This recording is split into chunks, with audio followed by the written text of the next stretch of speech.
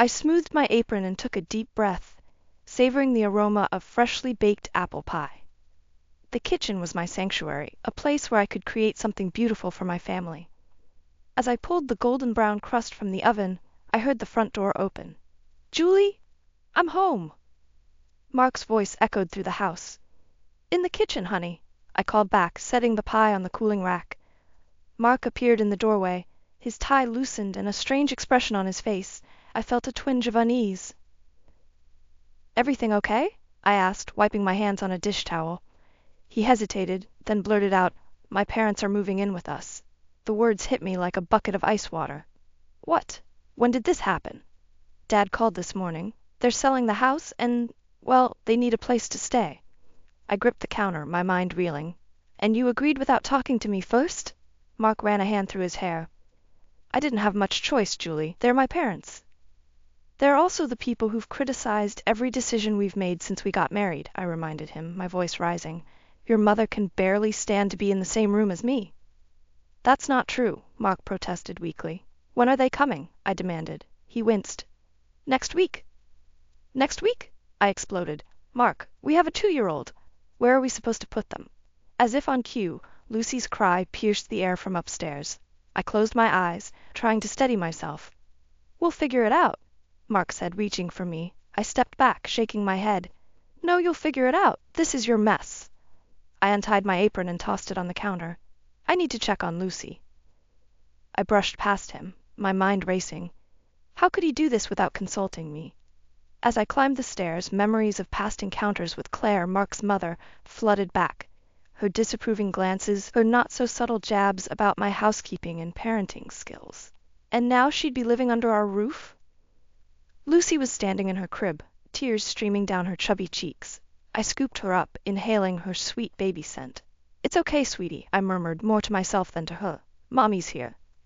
I heard Mark's footsteps on the stairs and tensed. He appeared in the doorway, his face a mix of guilt and frustration. "Julie, can we talk about this?" I turned to face him, Lucy on my hip. "What's there to talk about? You've already made the decision." "They're family," he insisted. "We can't just leave them without a place to live." "And what about our family?" I shot back. "What about the life we've built here?" Mark sighed. "It's temporary, just until they find a new place." I laughed bitterly. "You really believe that, once your mother gets her claws in, she'll never leave?" "That's not fair," Mark protested. "No, what's not fair is you making this decision without me." I bounced Lucy gently, trying to calm her. "If they move in, you need to promise me something." "Anything," Mark said quickly. I met his gaze, my voice steel. "You stand up for me. When your mother starts in with her criticism and her judgments, you have my back. Can you do that?" Mark hesitated, and in that moment I saw our future unraveling before my eyes. The happy life we'd built, the dreams we'd shared, all of it threatened by this one decision. "I'll try," he finally said. It wasn't the answer I wanted, and we both knew it. As I turned back to Lucy's crib, laying her down gently, I felt a resolve hardening within me. If Mark wouldn't protect our family, I would, no matter what it took. The week flew by in a blur of anxiety and resentment. I threw myself into preparing for Mark's parents' arrival, scrubbing every surface until it gleamed and rearranging furniture to make space. But no amount of cleaning could erase the dread that settled in my stomach like a lead weight. On moving day, I stood on the porch, watching as Robert's car pulled into the driveway. Mark squeezed my hand, but I couldn't bring myself to return the gesture.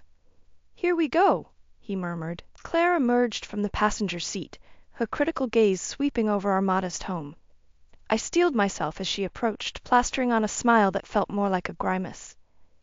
"Julie, dear," she said, air-kissing my cheek, "I do hope you've made space in the kitchen. I've brought my own cookware." And there it was, the first jab. I bit back a retort, reminding myself to pick my battles. "Of course, Claire," I managed. "Whatever makes you comfortable." As we helped them unload, memories of past encounters with Claire flooded back. The time she'd reorganized my kitchen during a visit, claiming I didn't know how to properly stock a pantry. The snide comments about my career choices, implying I was neglecting my family by working part-time. Each recollection stoked the fire of resentment burning in my chest. That night, as Mark and I lay in bed, I turned to face him. Remember what you promised, I said quietly. He sighed. Julie, they've only been here a day. Give it time. Time for what? I hissed. For your mother to completely take over our lives. That's not fair, Mark protested. They're just trying to adjust. I sat up, frustration boiling over. And what about us? What about Lucy? When do we get to adjust to having our lives turned upside down? Mark reached for me, but I shrugged off his touch. I need you to have my back, I insisted. When your mother starts in with her criticism, and she will, I need you to stand up for me, for us. He hesitated, and in that pause I felt the chasm between us widening. I'll try, he finally said, echoing his weak promise from a week ago. I lay back down, turning away from him. Trying isn't enough, Mark. Not anymore. The next morning I woke to the sound of pots clanging in the kitchen. I found Claire at the stove whisking eggs with a disapproving frown. Oh, Julie, she said, eyeing my pajamas. I didn't realize you were sleeping in. I thought I'd make a proper breakfast for once. I clenched my jaw, counting to 10 before responding. That's thoughtful of you, Claire, but I usually handle breakfast for Lucy. Well, you've been doing it wrong, she declared, brandishing her whisk. A growing child needs more than those sugary cereals you feed her. Before I could retort, Mark appeared, Lucy in his arms. Morning, everyone, he said cheerfully, seemingly oblivious to the tension. I waited for him to say something, to defend our parenting choices, but he just settled Lucy into her high chair and accepted a plate from his mother with a smile. This looks great, Mom, he said. Doesn't it, Julie? I stared at him, disbelief and betrayal coursing through me. This was exactly what I'd feared, what I'd warned him about, and he was already falling into old patterns, choosing the path of least resistance. I'm not hungry, I said flatly, turning on my heel. As I retreated to our bedroom, I heard Claire's voice floating up the stairs. My goodness, Mark, is she always this sensitive? I waited for Mark's response, for him to finally stand up to his mother, but only silence followed. In that moment, something inside me hardened. I'd given Mark a chance, more than one, to prove he could balance his loyalty to me with his relationship with his parents, and he'd failed. As I sank onto the bed, my mind raced with possibilities. If Mark wouldn't protect our family, our life together, then I would have to take matters into my own hands, no matter what it took. 2 weeks into our new living arrangement, I felt like I was drowning. Every corner of our home now bore Claire's touch, from the rearranged furniture to the constant aroma of her cooking. I'd retreated to the sanctuary of Lucy's room, desperate for a moment of peace, when I heard the front door open. Hello? Anyone home? A familiar voice called out, sending a chill down my spine. I rushed downstairs to find Linda, Mark's sister, standing in our living room, surrounded by suitcases. Linda? I stammered. What are you doing here? She flashed me a saccharine smile. Oh, didn't Mark tell you? I'm moving in too. The room spun. I gripped the banister, struggling to breathe. No, I managed. He didn't mention it. Well, surprise, Linda chirped, oblivious to my distress. Mom and Dad said there was plenty of room, and I just couldn't pass up the opportunity for some quality family time. As if summoned, Claire appeared from the kitchen, beaming at her daughter. Linda, darling, you're early. I watched in stunned silence as they embraced, chattering excitedly about Linda's new job in town and how wonderful it would be to all be together again. Julie, Claire said, finally acknowledging my presence. Be a dear and help Linda with her bags. We'll put her in the guest room. The guest room? I echoed weakly. But that's where you and Robert are staying. Claire waved a dismissive hand. Oh, we'll move to Lucy's room. She can bunk with you and Mark for now. It'll be cozy. My vision blurred with angry tears. This was too much. Without a word, I turned and fled upstairs, slamming our bedroom door behind me. I was still shaking with rage when Mark came home an hour later. He found me furiously folding laundry, clothes flying into piles. Hey, he said cautiously. I saw Linda downstairs. I guess she arrived early. I whirled on him. You knew about this? He had the grace to look sheepish. I was going to tell you, but I didn't want to upset you more than you already have. I cut him off. Mark, this is our home, our life, and you're letting your entire family take it over without even consulting me. Julie, please, he pleaded. It's temporary. Linda just needs a place to stay while she gets settled in her new job. And Lucy, I demanded, Where is our daughter supposed to sleep now that your parents are taking over her room? Mark ran a hand through his hair, a gesture I once found endearing, but now only irritated me. We'll figure it out. Maybe we can set up a little bed in here for her. I stared at him, disbelief etched on my face. Do you even hear yourself? This isn't a solution, Mark. This is chaos. What do you want me to do? He snapped, his patience finally wearing thin. They're my family. And what are we? I shot back, gesturing between us. Aren't we your family too? Before he could respond, a knock at the door interrupted us. Linda poked her head in, her smile faltering as she sensed the tension. Sorry to interrupt, she said, not sounding sorry at all. But Mom wants to know if you're joining us for dinner, Julie. She's made her famous pot roast. I closed my eyes, counting to 10 before I trusted myself to speak. No, thank you. I'm not feeling well. As Linda retreated, I turned back to Mark. This can't go on, I said quietly. Something has to change. He reached for me, but I stepped back. Julie, please, give it time. We'll adjust. But as I looked into his eyes, I saw only uncertainty and weakness. In that moment, I realized that the man I married, the partner I thought I had, was slipping away. No, Mark, I said, my voice steady despite the turmoil inside. I don't think we will. As I brushed past him and out of the room, leaving him standing alone, I felt something shift inside me. The last threads of hope I'd been clinging to began to unravel, replaced by a cold determination. If Mark wouldn't fight for our family, then I would, and I'd do whatever it took to reclaim the life that was being stolen from us, piece by piece. The days blurred together in a haze of tension and barely contained resentment. I felt like a stranger in my own home, tiptoeing around Claire's constant criticism and Linda's snide remarks. Mark, true to form, remained frustratingly neutral, always quick to change the subject when conflicts arose. One afternoon, I was folding laundry in the living room when I overheard Claire and Linda in the kitchen. I don't know how Mark puts up with her. Linda's voice drifted through the door. Did you see how she snapped at him this morning? Well, dear, Claire replied, her tone dripping with false sympathy, some women just aren't cut out for the demands of family life. It's a shame, really. Mark deserves better. My hands shook as I gripped the laundry basket. I waited for Mark to defend me, to say anything at all. But his voice never came. Unable to contain myself any longer, I stormed into the kitchen.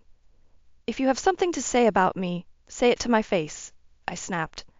Claire's eyes widened in faux innocence. Julie, dear, we were just concerned about you.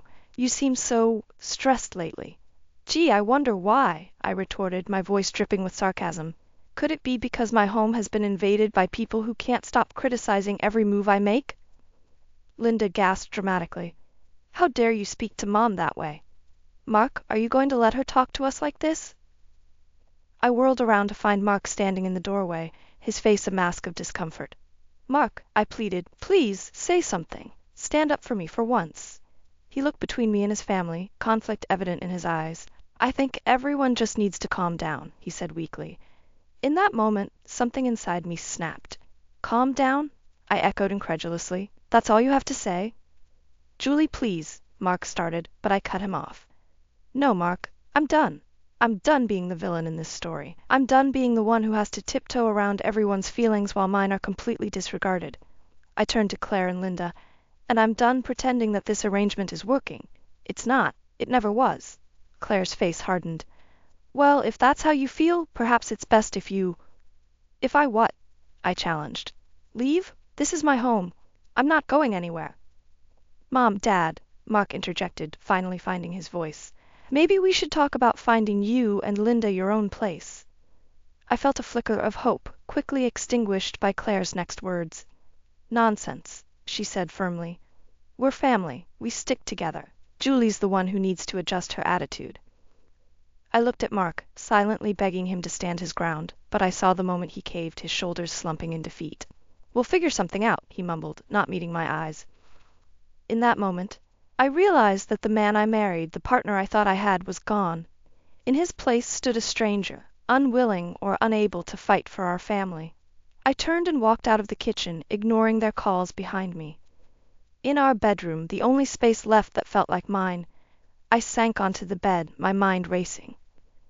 For weeks, I'd been holding on to hope that things would improve, that Mark would step up and set boundaries with his family. But now, Faced with the harsh reality of his continued inaction, I knew I had to make a choice. I couldn't continue living like this, constantly under attack in my own home, and I couldn't subject Lucy to this toxic environment. As much as it pained me to admit it, I was starting to see only one way out. With shaking hands, I pulled out my phone and searched for divorce lawyers in our area. As I stared at the search results, a mix of fear and determination washed over me. This wasn't the future I'd envisioned for us, but I refused to be a victim any longer. If Mark wouldn't fight for our family, then I would fight for myself and Lucy. Whatever it took. The shrill ring of my phone cut through the tense silence of the house. I glanced at the caller ID and felt my heart skip a beat. It was my sister, Sarah. "Julie." Her voice trembled on the other end. "It's Dad. He's in the hospital." The world seemed to tilt on its axis. "What happened?" I managed to ask, gripping the phone tightly. "Heart attack. They're saying it's serious. You need to come home." I ended the call, my mind racing. I had to go, had to be there for my father. But as I turned to pack a bag, I came face to face with Claire. Her eyes narrowed with suspicion. "And where do you think you're going?" she demanded. I took a deep breath, steeling myself. "My father's in the hospital. I need to leave immediately." Claire's lips thinned into a disapproving line. "Now? But we have the charity gala tonight. The whole family is expected to attend." "My father could be dying," I said incredulously. "I don't care about some gala." "Well, you should," Claire snapped. "It's important to Mark's career. Surely your father can wait a day or two." White-hot anger surged through me. "No, he can't, and I'm going, with or without your approval." I brushed past her, heading for our bedroom. As I threw clothes into a suitcase, Mark appeared in the doorway. "Julie, what's going on? Mom said something about you leaving." I explained the situation rapidly, zipping up my bag. "I have to go, Mark." "Tonight?" He ran a hand through his hair, looking conflicted. "But the gala, my boss will be there. It's a big opportunity for me." I stared at him, disbelief and disappointment warring within me. "Are you serious right now? My father is in the hospital, and you're worried about a work function?" "Of course not," he backpedaled. "It's just, can't you leave in the morning? We could go to the gala tonight and then—" "No," I cut him off, my voice hard. "I'm leaving now. You can stay here with your precious family if that's what's most important to you." As I moved to leave, Claire appeared, blocking the doorway. "You're being selfish, Julie. This isn't just about you. Think of what you're doing to this family." Something inside me snapped. "Family?" I laughed bitterly. "You want to talk about family? Let me tell you something about family. Family supports each other. Family doesn't criticize and belittle at every turn. Family doesn't force their way into someone's home and then try to push them out." I turned to Mark, my eyes blazing. "And family certainly doesn't stand by silently while their spouse is treated like dirt." "Julie, please," Mark started, but I held up a hand. "No, I'm done. I'm going to be with my real family, the people who actually care about me." I pushed past Claire, ignoring her indignant sputtering. As I reached the front door, Linda emerged from the kitchen, a smug smile on her face. "Running away, Julie? I always knew you couldn't handle the pressure of being part of our family." I paused, my hand on the doorknob. In that moment, looking at their smug, self-righteous faces, something crystallized within me. This wasn't just about visiting my father. This was about reclaiming my life, my dignity. "You're right, Linda," I said, my voice steady. "I can't handle being part of this family, because this isn't a family. It's a toxic, manipulative mess, and I'm done with all of it." I walked out, slamming the door behind me. As I drove away, my hands shaking on the steering wheel, I felt a strange mix of fear and exhilaration. I didn't know what the future held, but I knew one thing for certain. I couldn't go back to the way things were. As the miles stretched between me and the house that had become my prison, a plan began to form in my mind. This wasn't just about escaping anymore. It was about taking back control, and if that meant playing their game, if that meant revenge, then so be it. They had no idea what was coming. I returned home after a week at my father's bedside, emotionally drained but resolute. The house was eerily quiet as I stepped inside, bracing myself for the inevitable confrontation. Instead, I found Linda in the living room, practically vibrating with excitement. "Julie, you're back just in time for the big news." Before I could respond, she thrust her left hand in my face, a gaudy diamond ring glittering on her finger. "I'm engaged." Can you believe it?" For a moment I stood there, stunned. Then, as if on cue, Claire swept into the room, beaming with pride. "Isn't it wonderful, Julie? Our Linda finally settling down with such a nice young man." I forced a smile, my mind racing. "Congratulations, Linda. That's quite a surprise." "Oh, you haven't even met Steve yet," Linda gushed. "He's just perfect. We're having an engagement party next week, and you simply must help us plan it." As Linda prattled on about flower arrangements and guest lists, I caught sight of Mark hovering in the doorway, his expression unreadable. Our eyes met, and I saw a flicker of something. Regret? Uncertainty? Before I could decipher it, he looked away. Over the next few days, the house was a flurry of activity as preparations for the engagement party took over. I found myself relegated to the sidelines, watching as Claire and Linda took charge, their excitement a stark contrast to the tension that still simmered beneath the surface.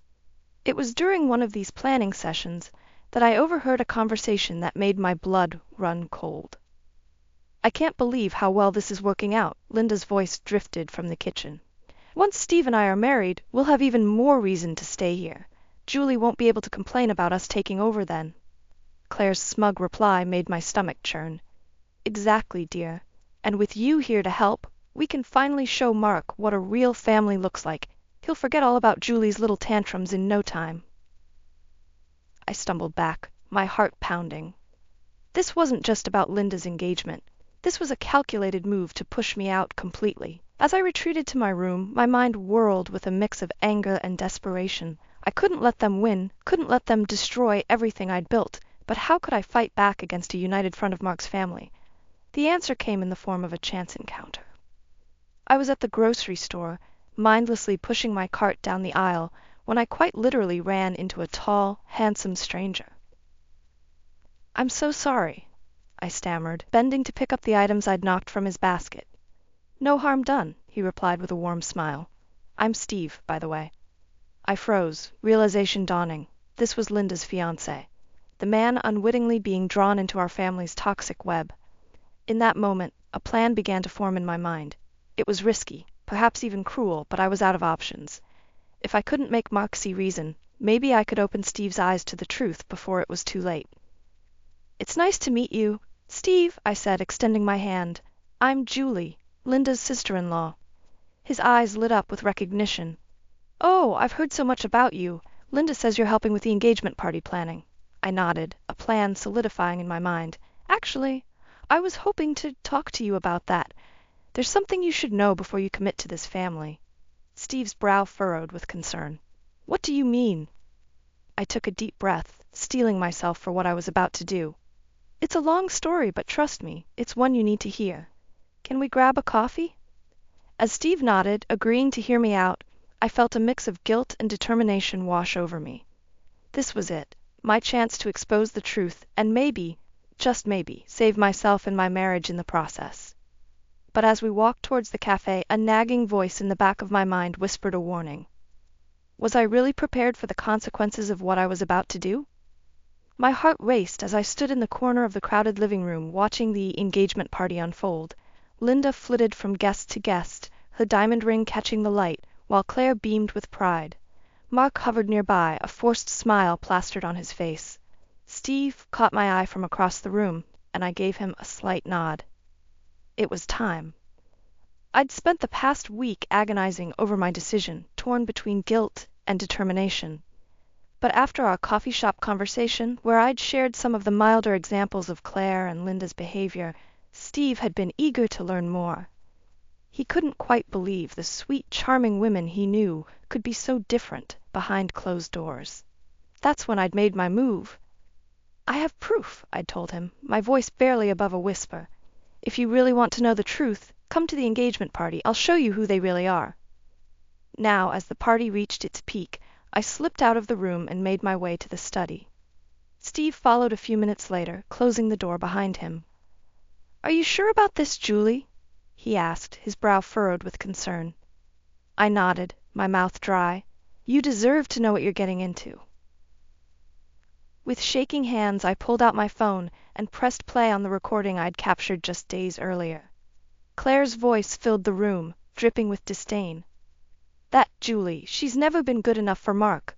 Always so selfish, putting her own needs first, and now she's trying to turn Lucy against us. Linda's laughter joined in. Don't worry, Mom. Once Steve and I are married, we'll have even more reason to stay here. We'll show Mark what a real family looks like. Julie won't stand a chance. Steve's face paled as the recording continued, revealing more of Claire and Linda's true nature. Their constant criticism, their manipulative tactics, their plans to push me out of my own home. When it finally ended, Steve slumped into a chair, his head in his hands. I can't believe it, he murmured. They seemed so different. They're very good at putting on a show, I said softly, but this is who they really are. Before Steve could respond, the door burst open. Linda stood there, her face flushed with anger. What's going on here? She demanded. Steve stood up, his expression hardening. We need to talk, Linda. Now. As they left the room, I felt a mixture of relief and dread wash over me. I'd done it. I'd revealed the truth. But at what cost? I made my way back to the party, my heart pounding. The room had gone eerily quiet, all eyes on Linda and Steve as they argued in hushed, heated tones near the fireplace. Claire hovered nearby, her face a mask of concern. Suddenly, Steve's voice rose above the murmur of the crowd. It's over, Linda. I can't marry someone who would treat their own family like this. A collective gasp rippled through the room. Linda's face crumpled, tears streaming down her cheeks. But Steve, I don't understand. Ask your mother, Steve said coldly, turning to leave. Ask her about the things you've said about Julie, about your plans to push her out. I've heard it all. As Steve stormed out, all hell broke loose. Linda collapsed into sobs. Claire rushed to comfort her, and the guests began to whisper and point. And then, in the midst of the chaos, Mark's eyes found mine. The look of betrayal and anger on his face made my blood run cold. What have you done? He hissed, grabbing my arm and pulling me into the hallway. I wrenched away from him, left my own anger flaring. I did what you should have done months ago, I shot back. I stood up for myself, for our family. Mark's face contorted with rage. Our family? You've just destroyed our family. As the sounds of Linda's sobs and Claire's attempts to salvage the situation drifted from the living room, I realized there was no going back. I'd lit the match, and now everything was going up in flames. No, Mark, I said, my voice steady despite the trembling in my hands. You destroyed our family the moment you chose them over us. With that, I turned and walked away, leaving Mark standing in the hallway, surrounded by the wreckage of the life we'd once shared. As I climbed the stairs to pack my bags, I knew that the real battle was just beginning. The weeks following the disastrous engagement party were a blur of heated arguments, tearful conversations, and sleepless nights. But as I stood in our, now my living room, surrounded by packed boxes, I felt a strange sense of calm. Are you sure about this, Julie? Sarah asked, cradling Lucy in her arms. I nodded, taking a deep breath. It's time. I can't live like this anymore. The sound of a key in the lock made us both freeze. Mark walked in, his eyes red-rimmed and tired. He stopped short when he saw the boxes. So this is it, he said, his voice barely above a whisper. This is it, I confirmed, steeling myself for the confrontation I knew was coming. Mark's face crumpled. Julie, please, we can work this out. I'll ask them to leave. It's too late for that. I cut him off. You've had months to choose us, to stand up for our family, but you didn't, and I can't keep waiting for you to be the husband and father we need. As if on cue, Claire's voice drifted down from upstairs. Mark? Is that Julie? Tell her Linda needs help with the— Not now, Mom! Mark shouted, his frustration finally boiling over. The silence that followed was deafening. I picked up my suitcase, nodding to Sarah to bring Lucy. We're leaving now, Mark. My lawyer will be in touch about the divorce proceedings. Divorce? Mark's voice cracked. Julie, no. Please, let's talk about this. For a moment, I hesitated. The look of desperation in his eyes almost made me waver. But then I thought of all the times I'd begged him to stand up for me, all the nights I'd cried myself to sleep feeling alone in my own home. We're done talking, I said firmly. It's time for action. As we walked out the door, I heard Claire and Linda's voices, demanding to know what was happening. Mark's anguished reply faded as we drove away, Lucy babbling happily in her car seat, oblivious to the monumental change taking place. The months that followed were challenging, to say the least. The divorce proceedings were messy. with Claire and Linda trying to paint me as an unfit mother. But I stood my ground, armed with evidence of their behavior and supported by friends who had witnessed their treatment of me over the years. To my surprise, it was Mark who finally put an end to their interference. In a moment of clarity, during a heated courtroom exchange, he stood up and addressed the judge directly.